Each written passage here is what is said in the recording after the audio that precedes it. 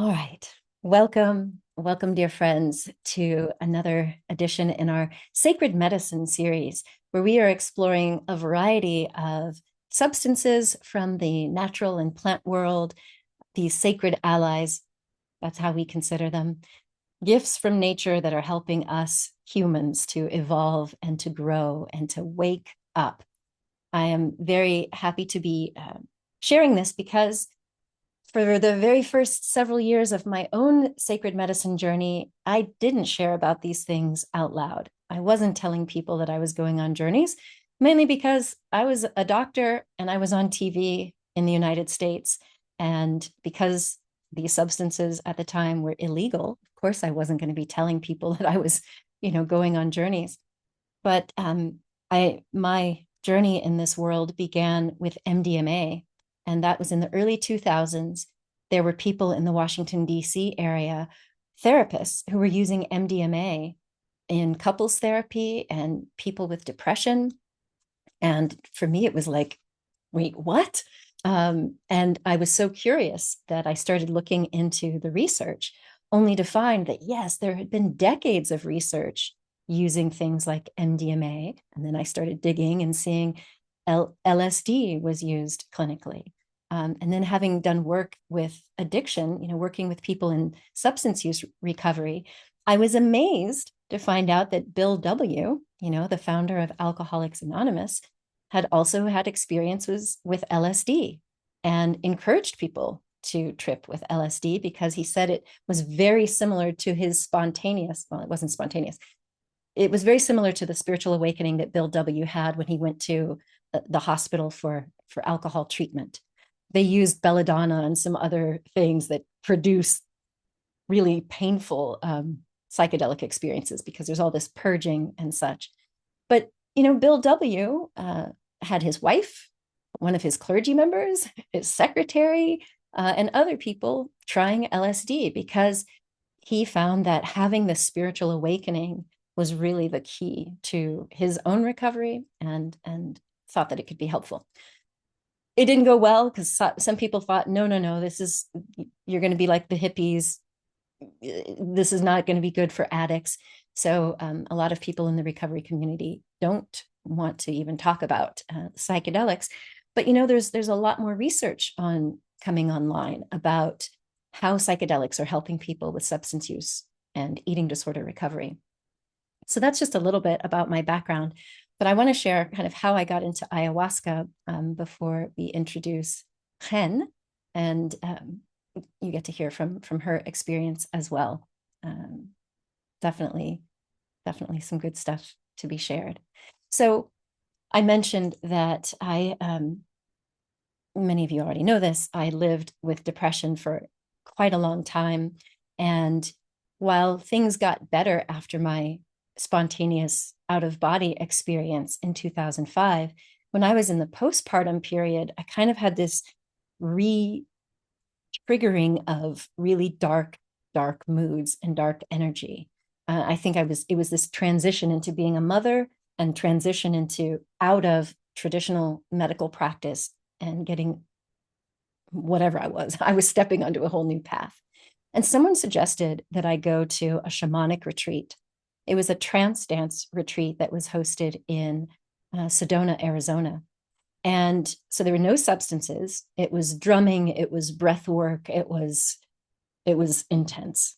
And so for my first sort of shamanic experience, it was really mind-opening, especially because the shaman understood what I had experienced in my near-death experience. He normalized it.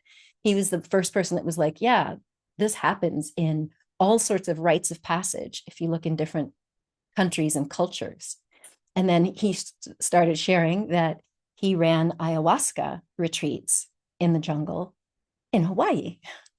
And so I was fascinated, like, oh, wow, you could take a plant and it could create these expanded states of consciousness and seeing things and having conversations with, non-physical entities and so on.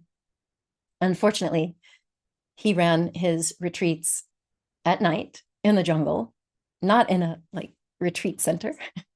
And he said that you had to dig your own hole for where you would puke and maybe even shit. And I was like, out at night in the jungle, puking and shitting in a hole with people I don't know, taking a hallucinogen. No. I was like, that does not sound like what I'm ready for.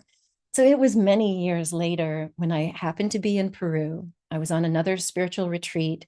And at the retreat center, they were bringing in a medicine woman, an ayahuasquera, from a long lineage of ayahuasqueros who had been trained in the jungle. And while we were close to the jungle, we did have a maloca. It was at a retreat center. So we didn't have to be out in the dark with bugs and who knows what. And that first ayahuasca experience for me it was literally mind opening. I was kind of scared, but I had already done so much research after that first call that I refused, that I thought, if this is quite possibly going to change my life like my near-death experience did, I'm open to it. And I happened to have the most beautiful experience. Just hearing the Icaros, these songs that the ayahuasqueros were singing, and being transported into this expanded state of feeling safe enough to let down my guard to see what this medicine was going to bring forth.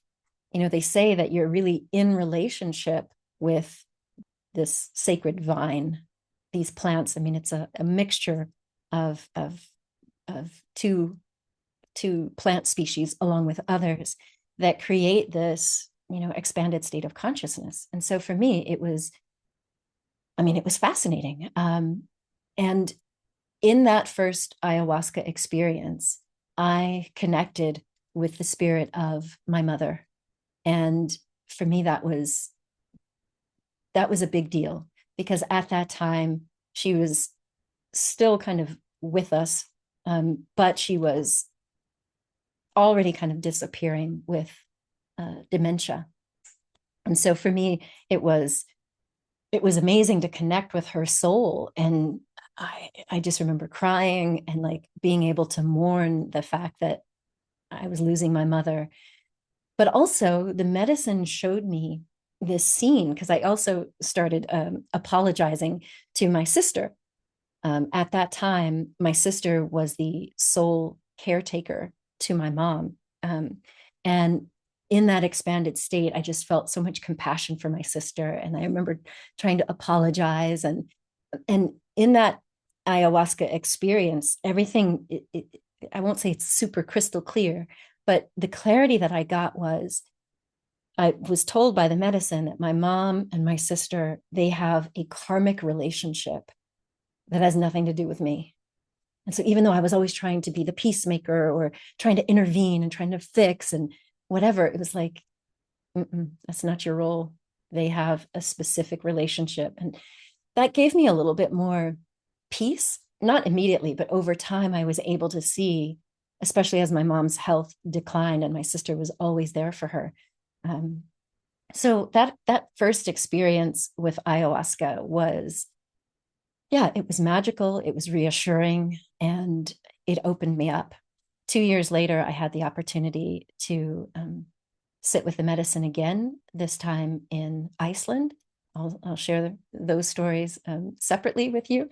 But for me, the relationship was always one of deep reverence and respect, because I had learned very early on that the medicine could take you on a ride that you may not even be ready for, that you may not even like. So I had fear, but it was also respect. It was like, you take this thing very, very seriously. And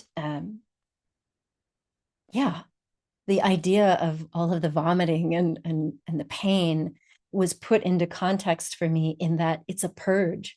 It's not just that, yes, this plant actually causes you to purge, but it's also an energetic and maybe even an emotional or spiritual purge.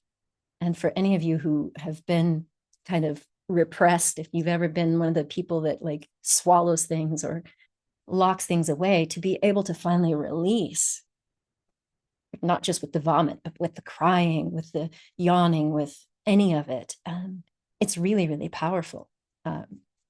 So one of I'm still waiting for Chen, my friends. So trying to find out where my dear friend is. We were just texting 2 days ago and thought that we were all fully aligned, but I'm seeing that we're not. Anyway, one of the things that some of you know is that my whole name change, my identity shift was also something that came as a result of sitting in ceremony with this great mother, ayahuasca. And perhaps we can get into that if you're curious. But it was definitely something that it's just a lot of respect. So while we are waiting for Chen, and I'm going to try to connect with her through a different means, forgive me as I put my video off for just a second. I'm going to invite you, if you have questions, to either start typing them into the chat or raise your hand. And I'd love to take your questions. Anyone? Anyone? Anyone?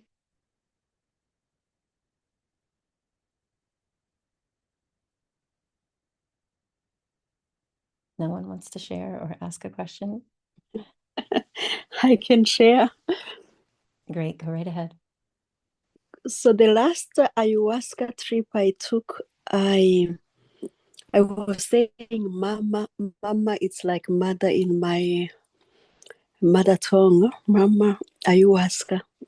And I kept wondering, what does that mean? And I also miss my mom because she has passed away long time ago. And then I have been in other Zoom calls where I heard people referring to ayahuasca as mother ayahuasca. So I'm still curious how you understand that. Thank you. Thank you for sharing. Yeah.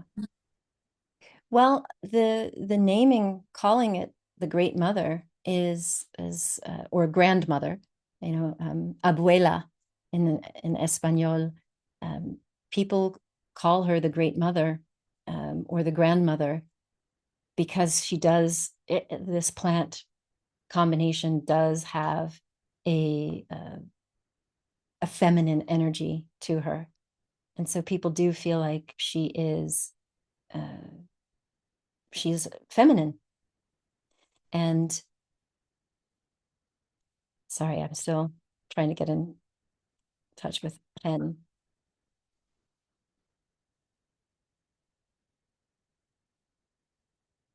I'm wondering if with the time changes, and Chen is normally in Portugal. Sorry, dear ones. I'm coming back.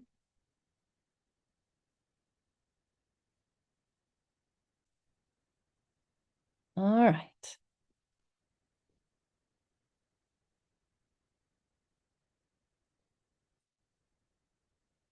So when we look at some of the cultures that have a deep relationship with ayahuasca, we often hear these stories about how the medicine men and the hunters would use ayahuasca to have these visionary experiences, either to be able to intervene for healing or to find game as they were hunting, and also to bring the community into right relationship with each other or with the earth. And so this idea that this plant could speak and that it had the energy, a feminine energy, is what led so many people to talk, so many cultures talking about her as grandmother, because it's not like a young woman. It's like this wise elder being that shared wisdom, and sometimes, in a painful way. One of those sassy grannies that sometimes doesn't tell you what you want to hear, but tells you what you need to hear. That's often how they describe it. And so that's why many of us call her the Great Mother or the Grandmother. And you do have respect, because when we talk about being in right relationship, it's about right relationship with the medicine, so that she has access in a respectful way to your own psyche.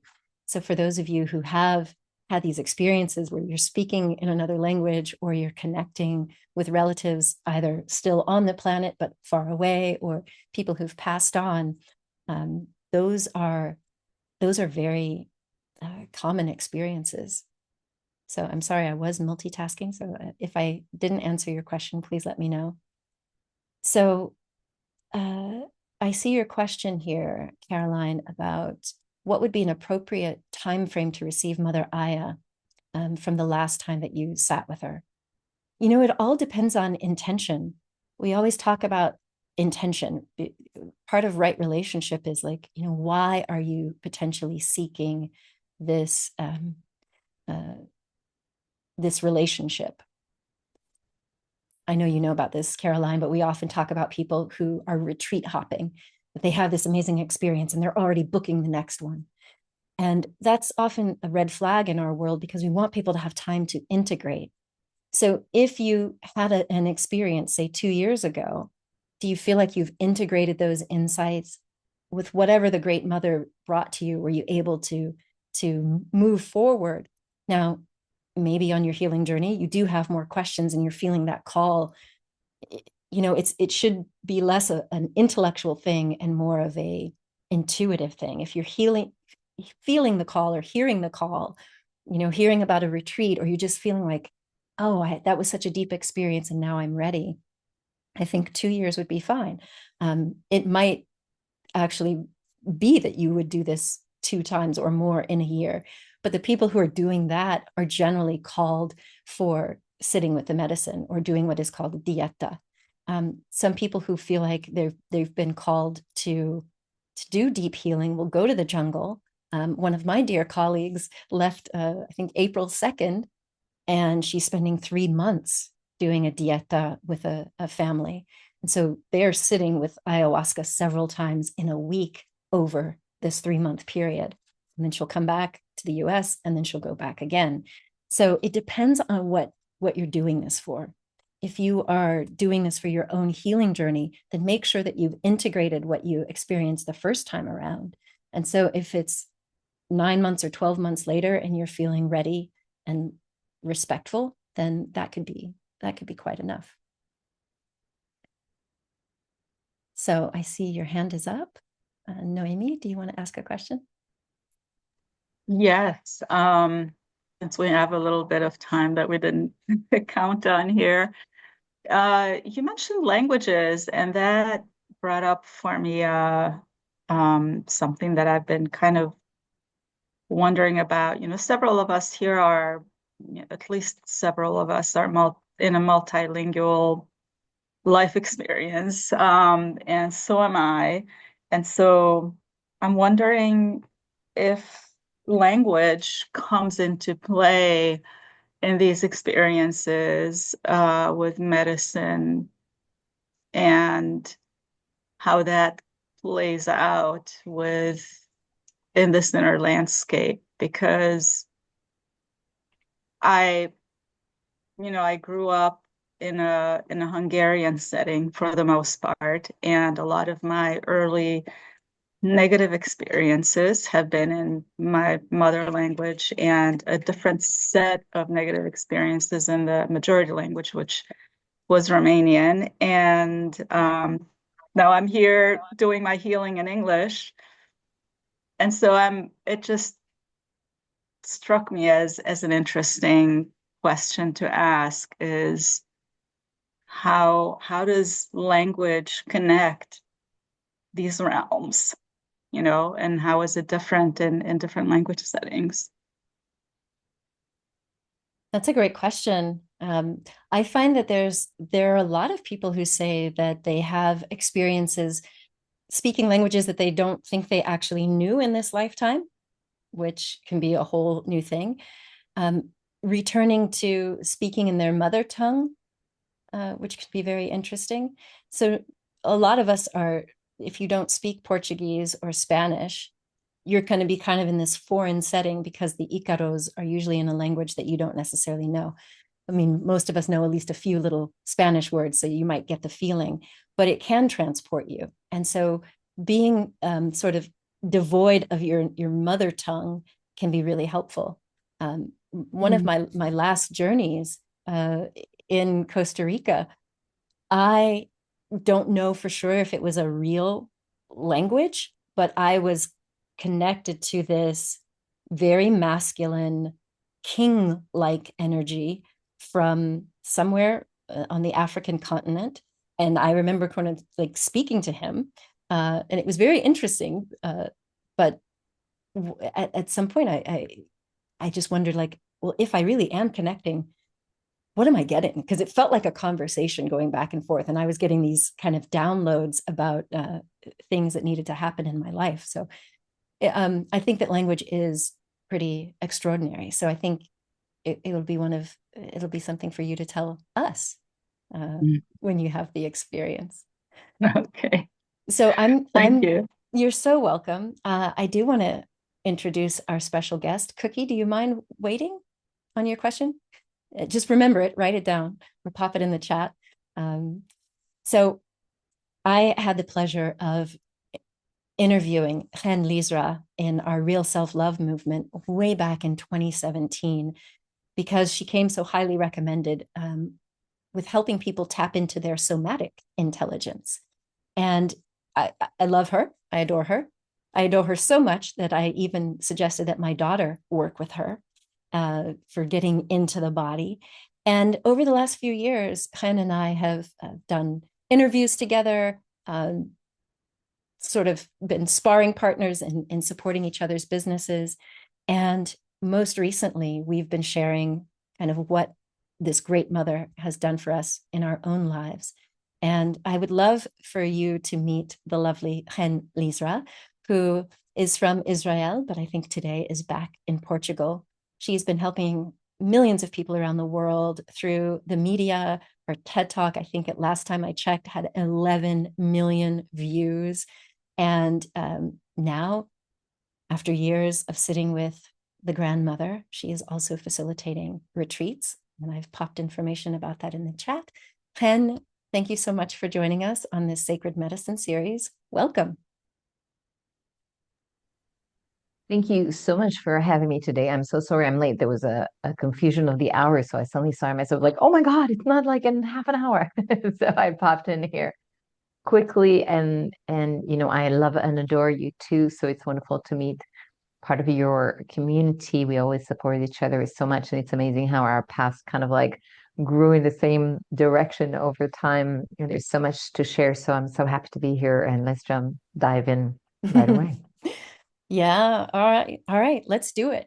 Well, I'm curious if you want to just share how you got called to the medicine. At the beginning of the call, I shared with our audience how my first call way back in 2007, I said no, the typical hero's journey. I said no to the call. And then years later, while I was in Peru, I said yes. And it was a beautiful beginning of a relationship. What was your first calling to ayahuasca? Well, I think that Mother Aya has been summoning for me for a while, but I didn't really know that she was summoning. And when I say summoning, you get the curiosity and you're interested, but there's a yes, there's a no, there's like, and that's the summoning. The summoning is like that. I didn't even know that I was being summoned. I didn't even know that I could call it curiosity, but I ended up going to Rhythmia to teach because someone told me about the place it was in 2018, and I was really happy to go and teach, and I didn't know anything about ayahuasca. And part of the whole thing, they said you could do the ceremonies, and my first reaction was like, I don't know if I should. There was so much resistance to it because my mom was mentally sick. I was afraid of the chemical imbalance. I was terrified of doing ayahuasca, actually. And I remember asking them about it, and I went to Jerry, the owner, and I said to him, and he said, you will know if you need to. I was like, no, not the answer I'm looking for. So I went to the shaman, and she said to me, oh, you're just putting fears into your mind. I said, nope, not the answer I'm looking for. I just like went to the third person, and the third one was the ones that I really needed. He was the one that had the medical knowledge. And I said to him, look, like, I'm worried because my mom it was manic depressive. I'm tired of everybody telling me it's going to be fine. Last year my body got locked in because I have, I didn't know at the time, but I said that my body locked in for 5 days in fight or flight. I couldn't get out. I knew what was going on. I was aware of it, but I couldn't get out of it. I don't know if I should do it, and I don't know if I'm going to be okay. And that's when the real answers that I needed came in. And he was very knowledgeable. And he just said to me, Chen, what type of manic depressive was she? Number one or two? I said, how do you know? And he started to explain to me. I was like, okay, here's a nodule person who knows. And then I explained to him, and he explained to me about the different ones. And he said, look, like the chances of you being, getting triggered by that are 4%. So you don't have to worry. And I looked at him dead straight in the eyes, and I just said, can you promise me I'm not one of the 4%? And he stopped dead in his tracks and he said, no, I cannot. I said, okay, what happens if I'm one of the 4% and my body gets reactive and I get stuck again? And he said, we're going to give you a serotonin injection, and within half an hour, you're going to be back. I said, okay, that I can trust, because you know what you're doing. And that was what gave me the initial, trust to even take that step, because I was terrified. And he said to me, look, like you can start with something that's not the medicine. It's, something that's natural, but not, it's much more mild. And then you'll be in the room and you'll start to feel how everybody's like purging, but everybody's calm, and you'll build trust. And might be a better way for you to start. And I said, okay, that's a way that I feel safe enough to start. Well, the first night I sat there, and it's like I took whatever they sprayed into my mouth, and it didn't do anything most of the night, but I heard people purging and puking and crying and laughing and whatnot. And it just felt safe. And you're like, when your body feels the safety of everyone, and everybody's going through something so intense, but you feel that they're safe and that they're okay. I came to the shaman and I said, like nothing's happening. She said, do you want to take the medicine? I said, do I want to take the medicine? She looked at me and she said, yes, you do. I said, okay, then just a little bit, so if it doesn't work or something, I can come out of it fairly quickly. And that's it. I've been in since. That was 4 nights. The second night I took 3 dosages. 2 is a lot, but 3, and it was one of the most life-changing experiences. Then it was a no, no, no in my body for a couple of years till 2022. And then it was a yes. And I was with maestros from Peru in Portugal. I flew into Portugal. I was living in Israel, and I did 3 journeys then. And then it was a no, no, no, no. I had so many opportunities. My body was saying no. And then in 2024, it was 3 times yes in 1 year. And by the 3rd time I was facilitating, Mother Aya was like sending me on a journey and preparing me. And I was like, okay, surrendering, whatever you tell me, I'm doing, So it's been nothing short of miraculous, nothing short of super difficult, because these journeys are not for the faint of heart, but I wouldn't change a thing. I'm so grateful. And I'm in so many moments where are just pinch me moments where I can't even believe that I'm where I am doing what I'm doing and being there for people the way I get to be now. It's just what an honor. Thank you for sharing that. It's interesting to hear how you were just like, nope, I want more. I want more. I want that clarity before I even go on this journey. That makes so much sense. And I'm grateful to hear that you did have these good experiences. Before we get into how you have now added facilitation and what that calling was, because it's one thing for us to be called to sit in with the medicine, to develop a personal relationship for our own healing. And as I see it, it's quite another when you are called to facilitate. I have not had that call, and I'm grateful. The mushrooms called me. Even those I said no to initially. I was like, oh, this is so cliche. People who say, oh, now I'm going to serve. And I said no and no and no until after another journey, the mushrooms were like, dude, how many ways you want us to tell you? You're meant to be facilitating.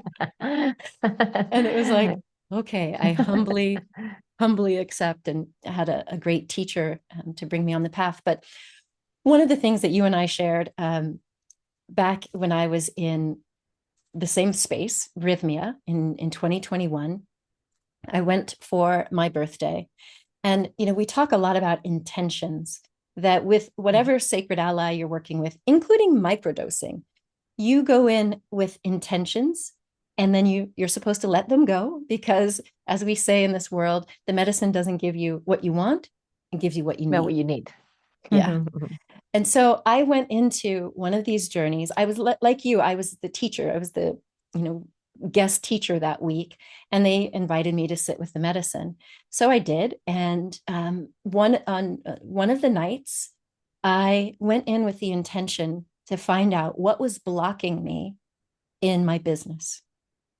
And for me, ayahuasca, of course, it's very physical, but most of my insights come in visions, like seeing a little vignette, like a movie scene, and getting understanding, and also hearing a message super clear. And so on that night, I asked, before I took the cup, I was like, show me what blocks me in business. And I got 3 very clear indications. And she also showed me what I needed to do to go beyond them. That was brilliant. So after that huge purge, and I can share that in another call, y'all, if you're curious. But after that, I was feeling good. And I remember going out on the lawn and looking at the sky and feeling good. And then they called for another cup. So I took the 4th cup. And this time I said, okay, show me what blocks me in love. And at this point, normally, like I said, I see visions, but it wasn't a vision. This time I heard just a voice, and it said, you do everything based on optics. How many of you out there have ever had, if you were single, you had a list of the qualities you wanted in your beloved, and maybe you wanted him to be a certain height or yada, yada. So I instantly was kind of like, what do you mean? I base it on optics. Are you trying to say I can't have someone who's handsome? Because of course, handsome was on my list, And it was like, then it came in, it was like, no. Then she showed me this like 3D rendering. It was like, you look at how it's going to look from all these different angles because you're concerned about what other people think instead of. And I was like, oh shit. And then I said, okay, so how am I supposed to do this? And the medicine said, you do it based on the feeling. How do you want to feel in this love relationship? And that I also knew because I had a list. It was like, oh, I want to feel adored and I want to adore them. I want to feel respected and I want to respect them. So I went through all of these kind of feelings in my body. Like, how would it feel to be in this loving relationship? And all of a sudden, I saw this silhouette. So I couldn't see faces, but I just saw this silhouette. And I could see all of this feeling energy going between us, that feeling of love and respect and joy and passion and playfulness. And I was like, yeah, that's what I want. And when I came out of it, the message was, my partner exists somewhere on this planet. So I had like ultimate confidence. And so when I got back to France, I was on this dating app and came across a profile. And at first I was like, no, they're not smiling. Because literally, y'all, I had this rule on the dating app. If they're not showing their teeth, then skip them. Yes, that's the optics that were in me before.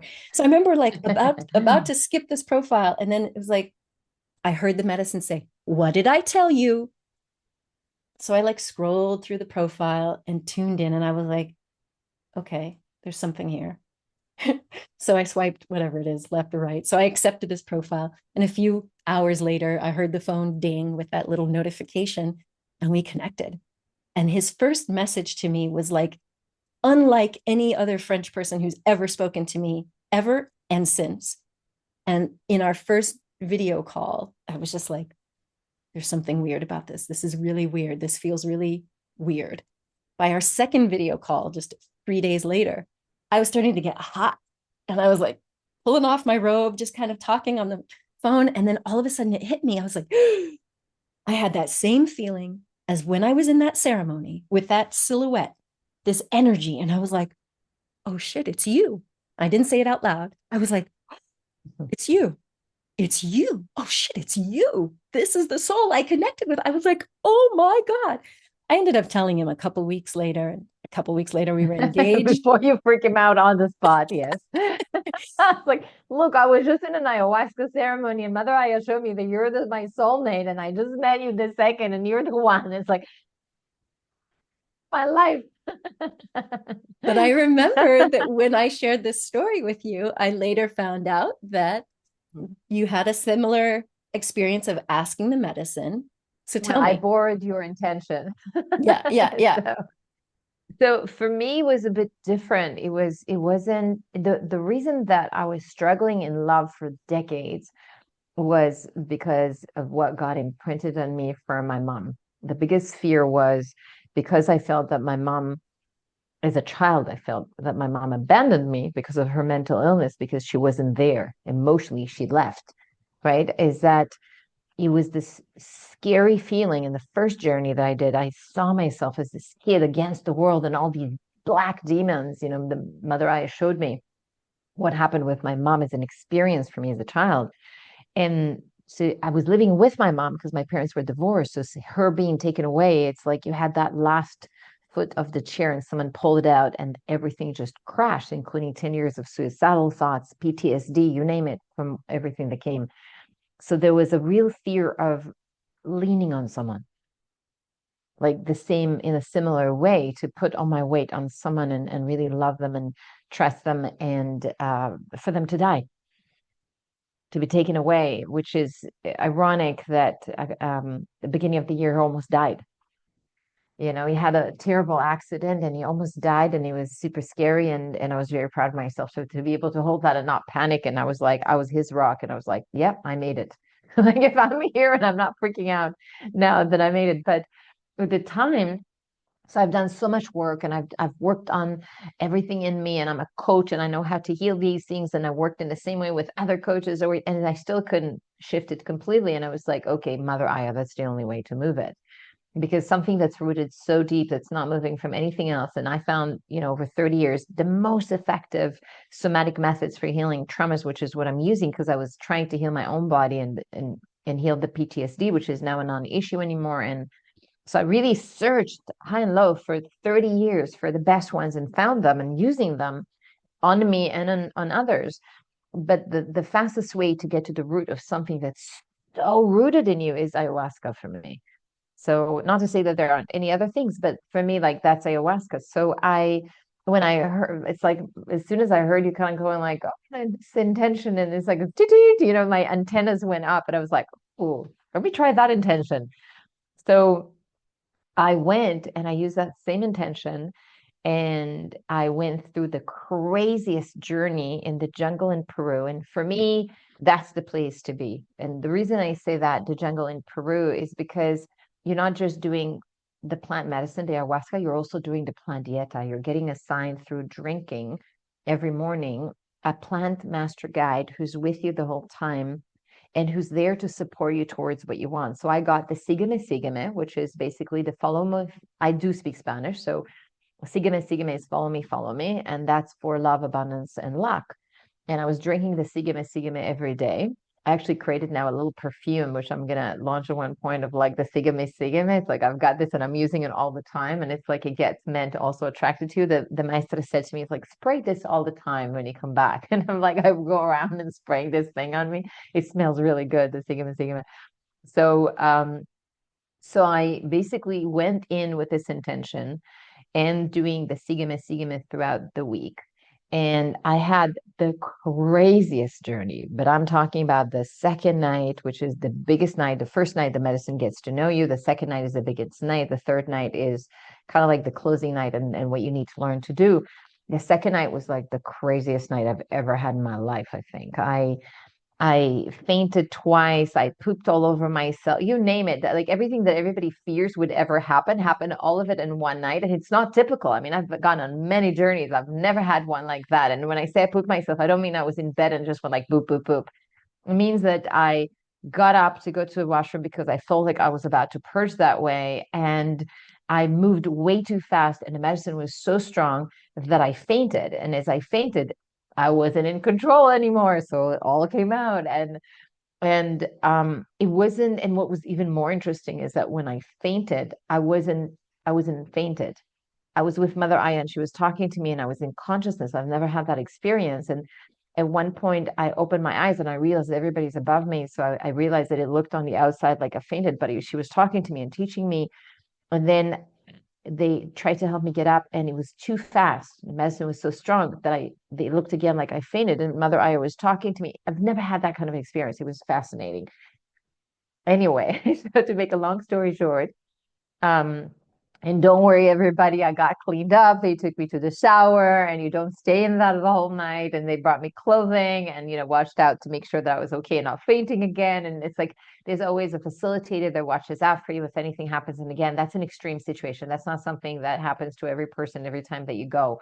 But in all honesty, I was laughing on the way to the washroom. And I was like, and the reason I was laughing, like really laughing, was because one, I did not feel shame, which was amazing. It was so liberating. And the second one was like, I was like, oh, it's coming out. Yay. Like whatever was blocking me is coming out. So I was so happy. I was ecstatic happy.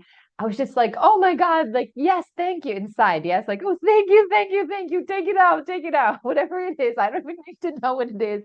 Just take it out. And here's the really interesting thing is that it was a big night. I didn't really know what I let go of, but what I did know was um like one of the things that happened is that when I went in, I said what the intention was to the maestra and her two children who are also shamans with her, and they sing the Icaros. And Icaros, like you said beautifully before, they sing it to activate the medicine in you, but they also know your intention. They're not just singing the Icaros, they're singing it into your intention. So if you're saying, I want love or to let go, they're singing a type of Icaro that would work for that. And they know all that is going on in the room, and the medicine guides them in what you need as well. And at one point, they go so with a stool 1-to-1, and they sing to you inward.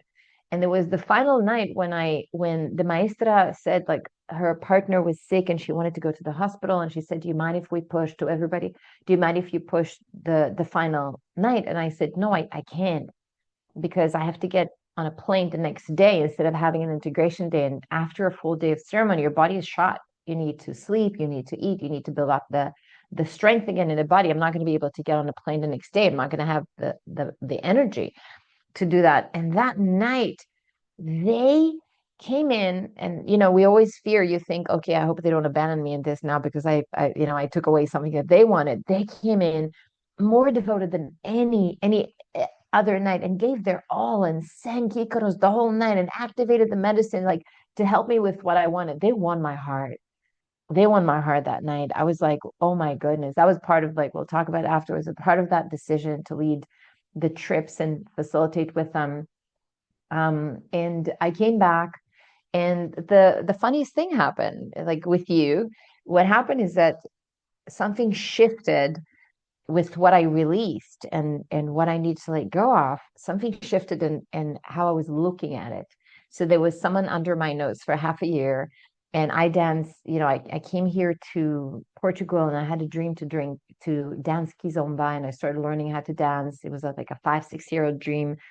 And there was this one guy that every time I danced with him, we were like, what just happened here? We were like on cloud nine, but we don't even speak one language in common. He speaks Portuguese and Creole, and I speak Hebrew, English, and Spanish, and we couldn't even talk.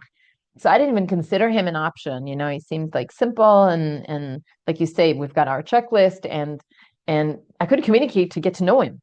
So like, where would that go? And then when I came back and we were dancing, and every time we danced, it was like this magnet. We were getting closer, and we're constantly like, no, oh no, and it's like we're getting no, So, and I just, as soon as I came back, it was like my heart got it. I was like, oh, you mean him? Okay. You mean I need to open up my heart to him. Like, and I've been preventing that. That's what you're telling me. And Mother Eye's like, you're getting it. So I opened up my heart, and then we've been together for almost a year now. It's the most divine, incredible love I've ever had in my life. I never had a love that's so incredible and loving and supportive and affectionate. And we dance and we have fun, and we're both Scorpios. Meu Deus, it's like it is sexy, and it is seductive, and it is all of it. And he's so present, and he's so beautifully manly and masculine, and at the same time soft and incredible and divine. I'm so happy for you. Yeah, so thank you for lending me your intention. Yeah, well, I want you to write about it in the next edition of Manifesting Love. I think it would be awesome. Okay, will do. So tell us a little more about, how this evolved and how you felt called to lead retreats with the same medicine family. You've already done one, and I know someone here is going with Here you with them. this year. And Yeah, yeah, I'm excited to be I supporting. know. Yeah. Janelle. All right, I guess it's out of the box. So I've already put in the chat this link to the retreat, but tell us how that came for you. The So call let's start to with the fact that I've never had, this is the beauty of it, because Mother Aya is the one that's driving me, not me. Like, she's the one that making all these decisions. I'm just surrendering to them and just saying, okay, if that's what I'm supposed to do. So I never had any intentions to become a facilitator. I never had any plan. I never aimed for it. I never tried to get to it. As soon as I was there, and the way, I've been to enough ceremonies now. I was there twice last year just for me before leading a retreat, and it was nothing like what I've experienced anywhere else, not in Costa Rica, not here in Portugal. It was something that was 5 steps above everything. And this specific family, like I said before, won my heart.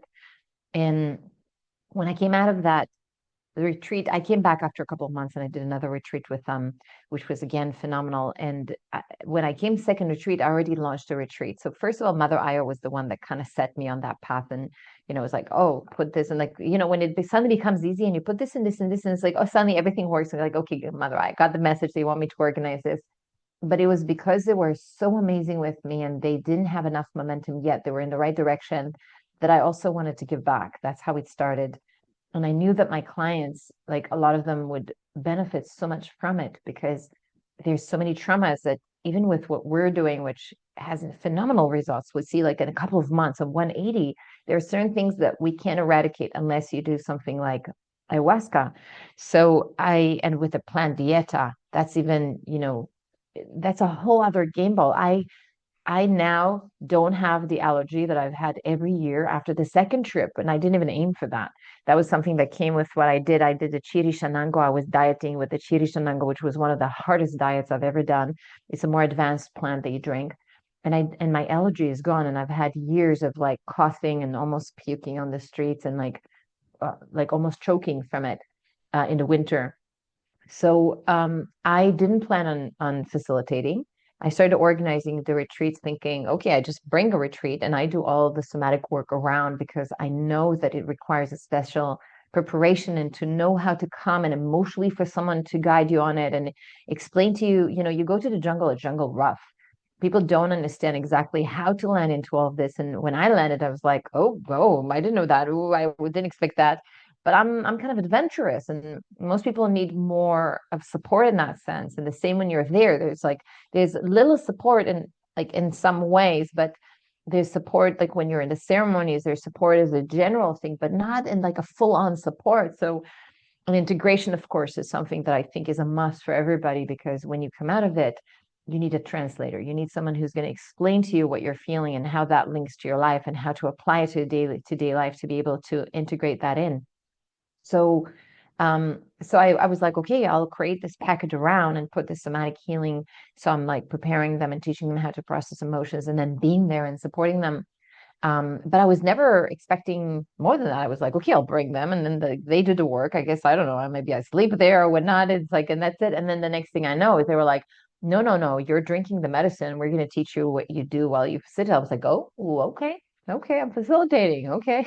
So it kind of fell into my lap. But in all honesty, now that I've done one, there are a couple of things that I would say. The first one would be that it's the biggest honor of a lifetime to be able to drink the medicine for the clients and not for yourself. And that's the big difference, is that I'm not asking for an intention for me. Like, I go in with an intention such as help me be present and show me what each client needs, guide me on what each client needs. And then Mother Aya guides me on that. And having like a shamanic family with that kind of like crazy wisdom, and the maestra is beyond her years, who have received that download of wisdom for thousands of generations, and for them to invest so much energy and to teach me these things and guide me on what to say, what to do, like, it's really like an honor of a lifetime. And the second thing is before I did the first retreat, I was very careful about what I was speaking about the retreat because I knew the impact on me, but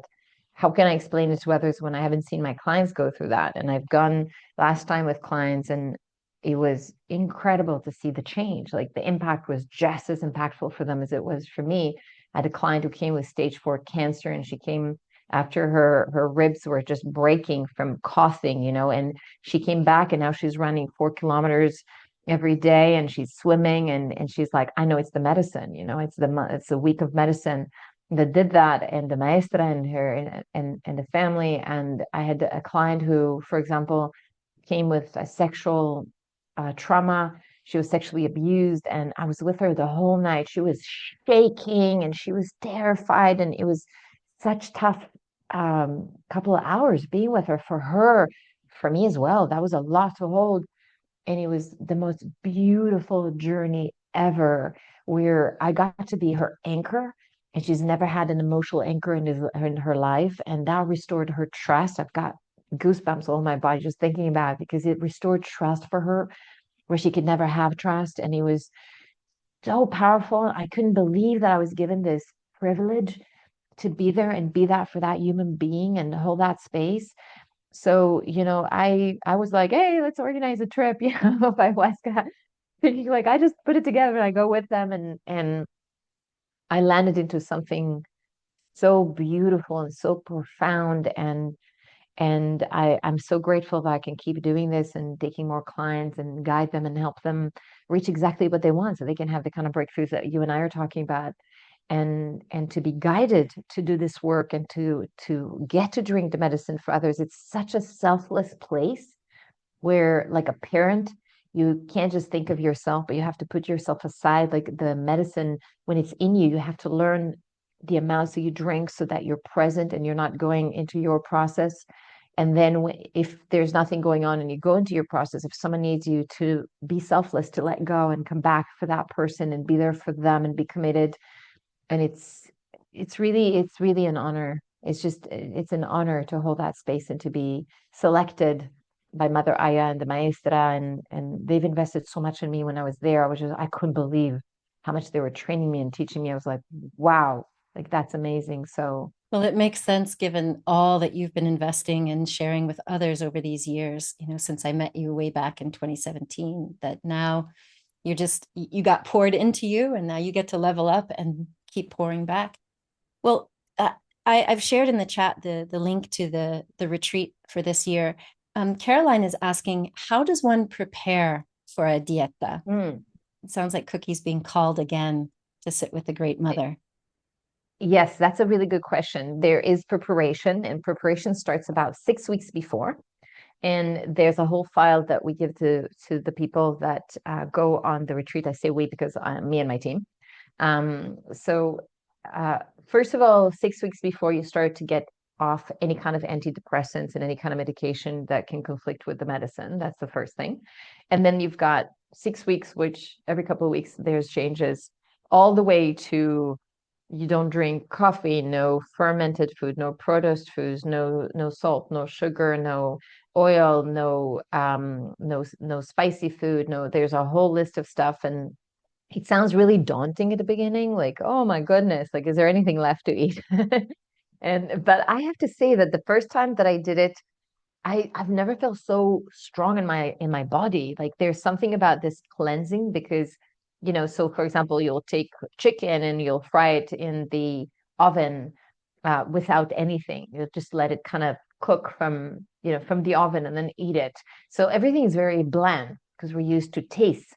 But it's not like you're not eating. You can eat rice, you can eat pasta, you can just no sauce, no, so if you eat well, you can have sweet potatoes, you can have, like, there's all these amazing things that you can eat, lentils, vegetables, but you're not going to have seasoning. So it's kind of bland. But if you're eating well, you're going to be so strong. And then you come to the medicine ready. And the preparation is not just for the food, the dieta, but it's also the emotional preparation, because the medicine already knows that you're coming, in the same as the plant master guides. They know that you're coming the minute you make the decision. So it's your commitment to them, and you're bonding with them already. And that bond cannot be actually broken also on the way back. There's like the guideline of what to do when you come back. And the shamans say that if you break it, there can be lethal results. Like you came for abundance, and then you break the first week, you come and you start eating everything rather than following that. And suddenly you have, breakdowns with financials, and like that can go the other way around. So you really want to make sure you're staying committed to that. So there's the dieta, there's the emotional connection to the plants that you're starting by cleansing and kind of showing that commitment. There's when you're there, your phone is taken away and you have to be 100% in the moment. It's like a meditation at the same time, because you have to pay attention and hear the medicine and the plant master guide speaking to you. And if there's distractions, you're not going to do that. So most of the time, you're also not speaking to people, not because it's not allowed, because you're in it, which is why it's different when you do it in a jungle. So you don't have your phone and all the distractions. And then there's all the emotional somatic preparation that I do. So I teach you how to process emotions and how to move through them. And I'm there with you afterwards. So at the beginning, there's like preparation. We do intention setting. I teach you how to set intentions. I prepare you for the meeting with the maestra. We have a group preparation as well. So we do a lot of preparation before. Then there as well, you're getting a lot of support. So I'm there for integration. Like you don't I make sure that you get everywhere that you need to get to, because you don't have your phone. So I make sure you woke up. I make sure that you're eating. If you're not coming to the kitchen, then I send you the food to your room, like emotional support, and then the integration afterwards. So there's a lot of preparation, but it's before, during, and after. Thank you for sharing so much.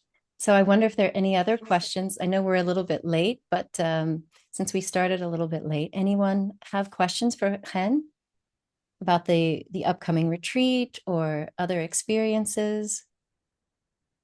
Something I want to say about the retreat that is really cool, and also about the center. So the center doesn't take more than 15 people to begin with, and I limit the retreat to 10 people. So it's very intimate.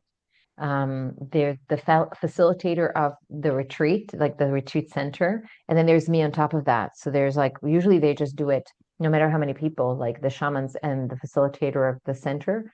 And in this case, when I come, you have someone assigned to you. Last time there was somebody who came. There were other people that were doing it, and there was a person who came, and she came to the people who were the retreat with me, and because she saw the support they had, she was like, "You're so lucky that you have that." It was like I was like, I just wanted to kind of go like, "Do you want to join us?" Where do you hold the retreat? The retreat is in the jungle in Peru. The closest big city or airport is Iquitos. You get to Iquitos, so you fly to Lima, and Lima from wherever you're coming, Lima and Lima to Iquitos. So from Iquitos, it's a 2-hour drive to Nauta, and from there with tuk-tuks into the jungle. And I meet you in Iquitos. Now you keep saying in the jungle. I shared earlier that the guy that was running his retreats, the shaman in Hawaii, everything was outdoors. It was like there was no toilets. You had to dig your own hole to puke and shit into. In your case, you say in the jungle, but are there facilities? Yes. So if they go into the page of the retreat, they will see photos on that page. So you can see what the tambo looks like. The tambo is the room that you live in. It's a wooden cabin. It's with a really comfortable bed with like a real mattress, and like you get a fleece blanket and your pillow, to sleep on, so you're comfortable. In your tambo, there's a washroom. The washroom you can sit on. It's a normal washroom, but you can flush. There's a bucket. There's like, and you put water, and that's what flushes it to go away. Showers, only cold water showers. There are 2 showers in the center, so you can go to one or the other, but it's like a shared shower. There's a kitchen where everybody comes to eat, or the food is getting sent to you. There's 2 malokas, the big one and the small one. That's usually where we do the ceremony. So, well, you have to understand that you're coming to someone's house. So when I say center, it's like the family lives there. So you have the maestra, Mathilde, and then you've got her son and daughter, and then their spouses, and then you have all the kids running around, and then you have the animals. So it's like you're really with the whole family, which is part of the charm of the place, because it's like she's the grandma, the grandma with the grandma, the grandma with the mother Aya, who's the grandma. So it's the grandma and the grandma. It's really cute. And there are not many centers that are led by women in Peru. So this is one of the only ones, which makes it really unique. Yeah, this is a great question about someone who's dealing with drug addiction. So, in this community, we've talked a lot about some of the psychedelics that help with substance use. And most people talk about ibogaine or iboga. But what about your experience? Have you seen anyone or heard anyone going with this family getting free from addiction? Well, it's something I can ask them. It's not, one of the things that we do is that there's a process to get accepted. So you'll see that it's not automatic where you register on the site, but there's a due diligence to it because there's also a responsibility when you're taking people. So one of the first things that people do is they do a medical intake. In medical intake, I send it to the center and they look at it and they flag if there's anything that's dangerous. There was somebody who had something in her heart and that was dangerous. And they said, no, unless a cardiologist is going to approve you, we can't accept you. So they don't accept. And I like that. That was part of the reason why I chose them. The same as when I asked them right away and I said, if there's anything that happens to someone, what's the closest doctor? They were like 15 minutes away from here. For me, those are things that are important when I choose a place. I want to know that we're safe, that we're doing due diligence, that we're checking this. So I haven't had someone who came yet and said, I have an addiction, would that work? I had someone who came with cancer 4 and I asked before, like, can that help? So when there's someone who comes with something, I just send it to the center and say, what's your take on this? And then they tell me what their take is. And then we just give the honest answer. The answer for, and I'm assuming it would be the same, but without asking already, but I'm assuming, but for cancer 4, they were like, look, it's known that there's like qualities to the medicine that can help with that. That cannot guarantee, but we've seen, good results with cancer, whether it's improvement. A week is a very short time to do it, but it's a start. That was the answer. It would probably be the same for someone who has an addiction, most likely. Yeah, thank you for that. I don't think there are no guarantees. The question was, is there any guarantee that he will stop? Absolutely not. And that's true of all conditions, not just addiction. Going into this sacred journey, the plant is not just magic. It does a great deal of the work, but we also have to be fully engaged emotionally, spiritually. So, what about people with a lot of food sensitivities and sensitive vocal cords that spasm easily? So first of all, food sensitivities, to begin with, there's not much left.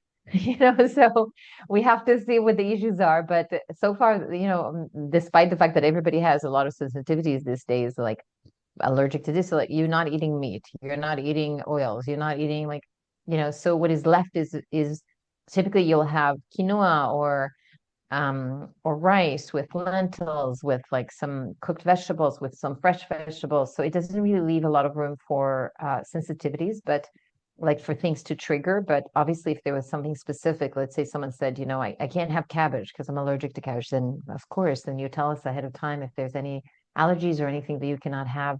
And if there's something in that, then you're just not going to eat that. But food doesn't seem to be the issue because of the dieta. It seems to kind of like neutralize everything that could cause problems because it's usually nuts or it's like some kind of oil or it's like, like everything that's not allowed.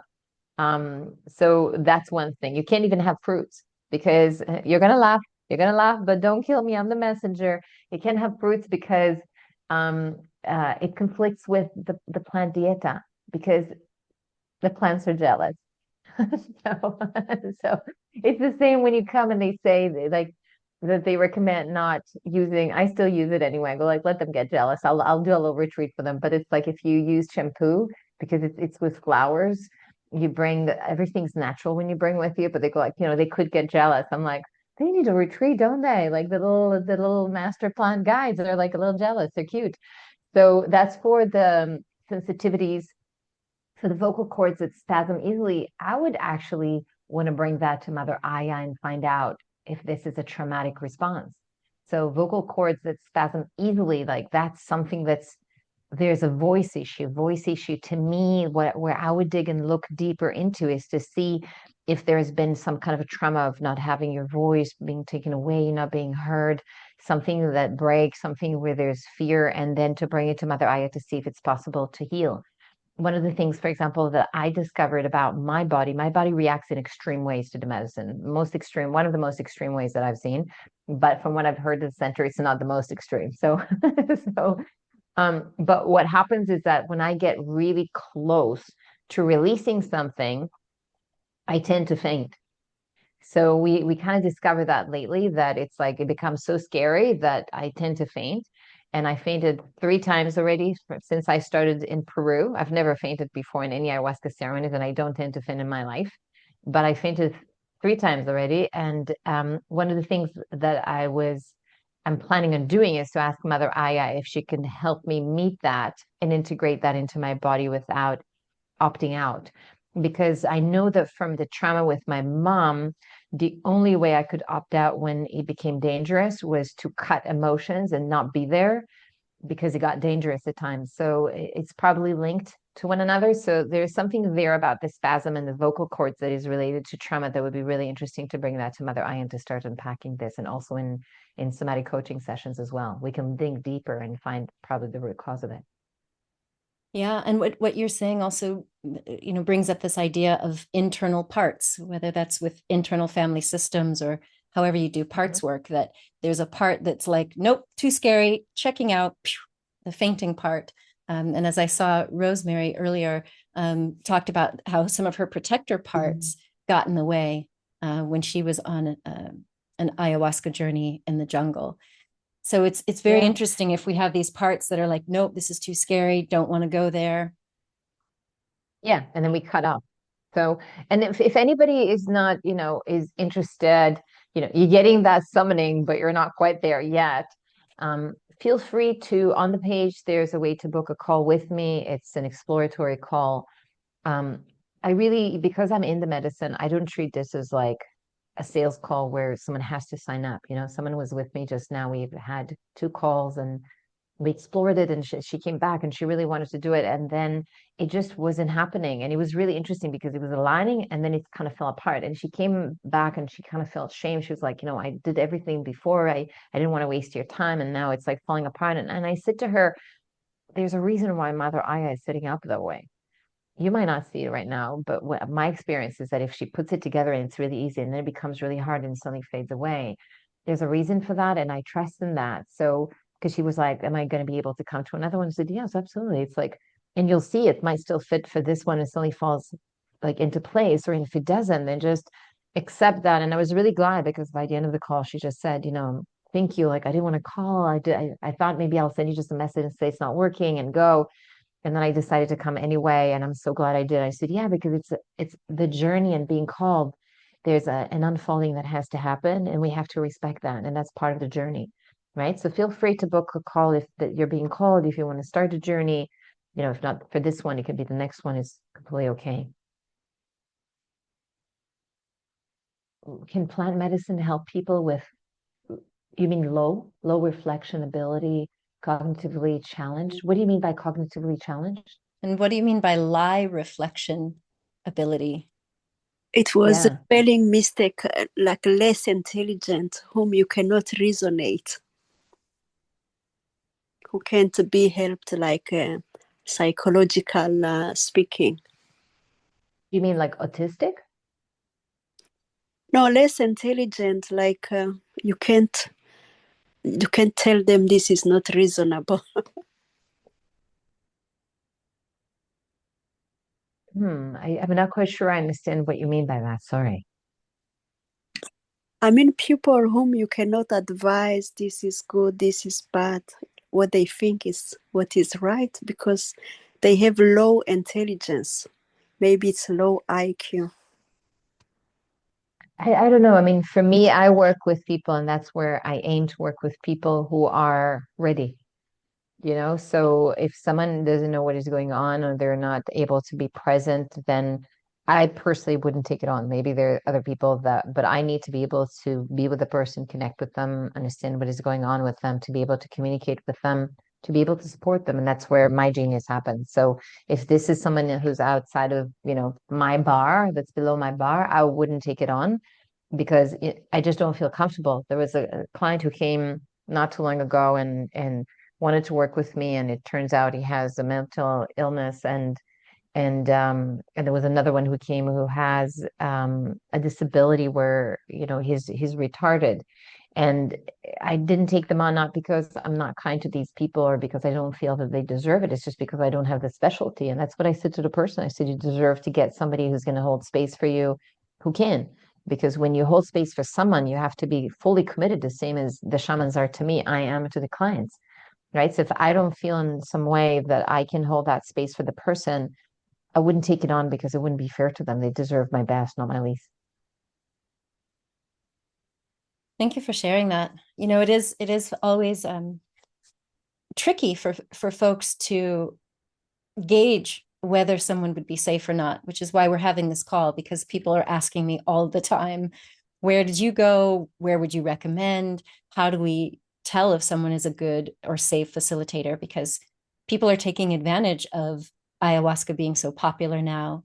And, you know, we also have to be able to trust our own intuition. So I think, like you, in answering Beatrice's question, if someone didn't seem to have the mental capacity to go through what we in medicine call informed consent, like they have to know these are the risks, these are the indications, these are the things that could possibly happen. So if this is not about intelligence, but if someone didn't have the capacity to properly consent to a journey, then I would say this is not for them. And that might be different. You know, we hear about this in the Amazon all the time.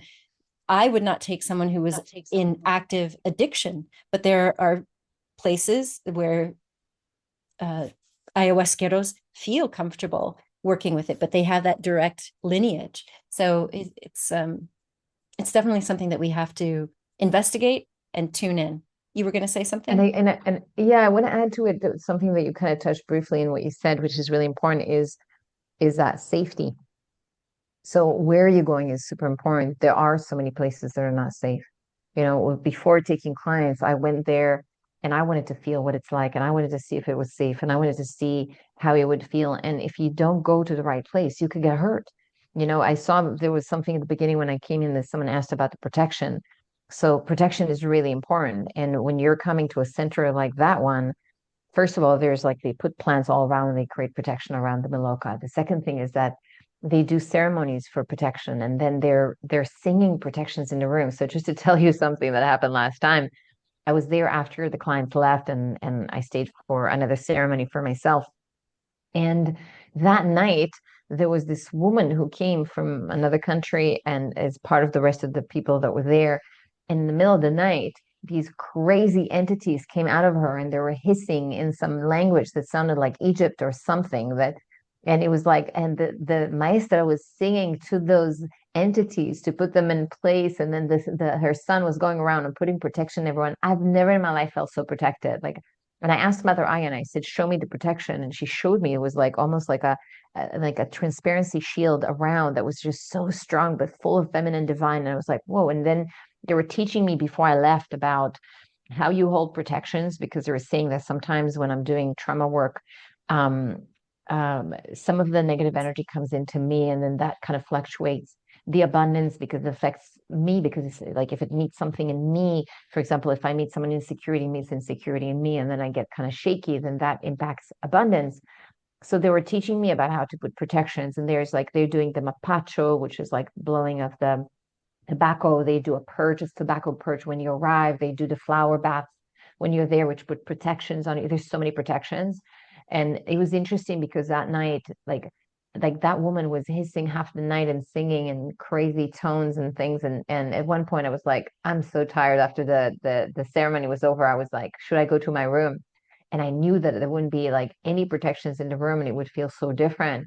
And I was debating. Eventually I was so tired of her. I was like, I'm going to my room. And it felt so different and so lonely in my room, like so unprotected, not unsafe, just unprotected.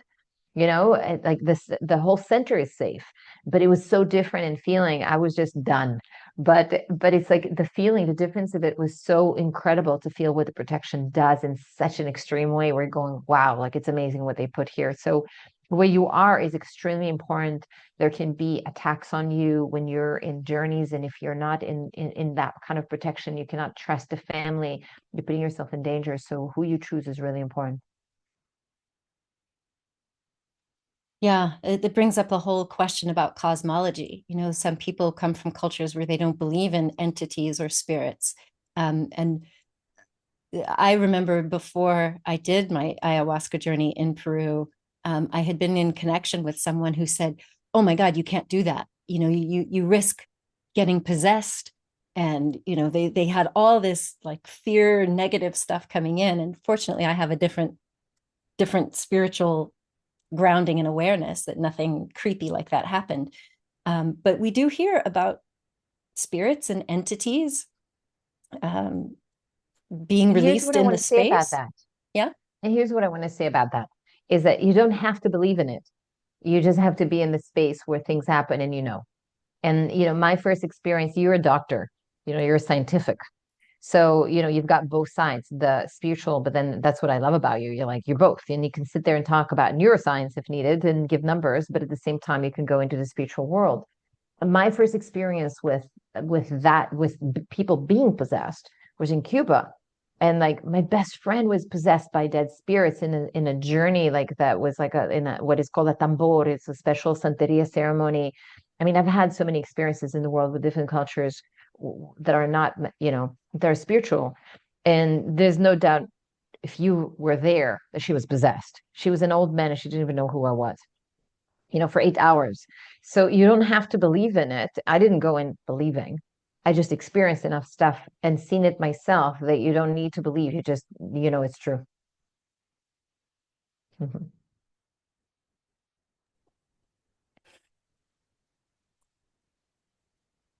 Yeah, it's very interesting.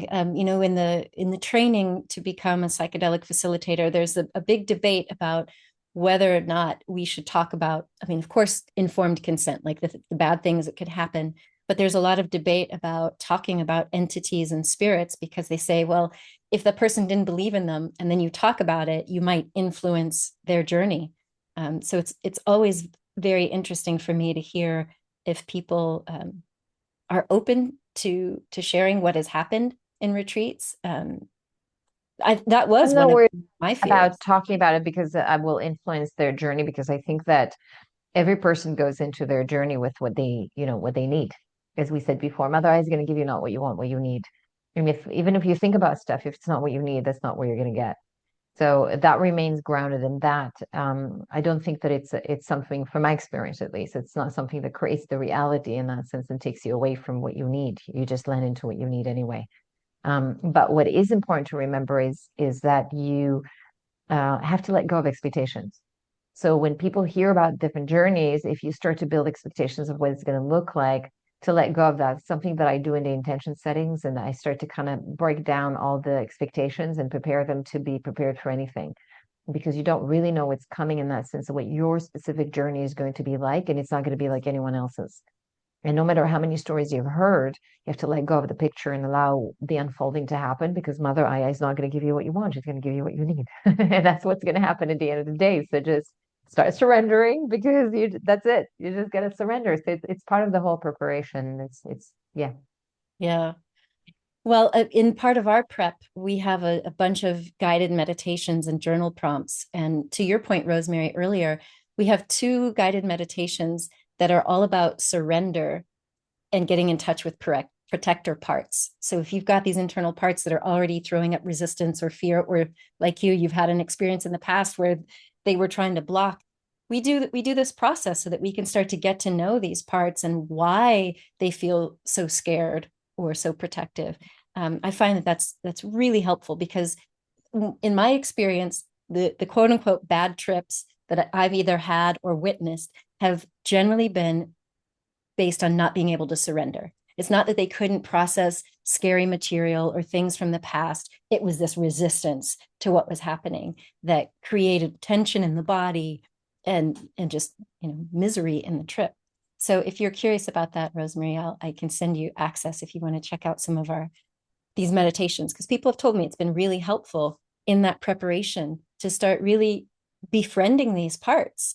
Because in your case, as you wrote in the chat, the medicine in some cases can overpower your protective parts. It's just like we're going to blast past it, but there can be ramifications. You know, as you know, with Dick Schwartz's work, he often talks about if you go past the protectors to start working with these wounded parts, when you're out of that space, there can be a backlash. And so it's best for us to gain the permission and the buy-in from all of our parts to say, okay, we're going on this journey.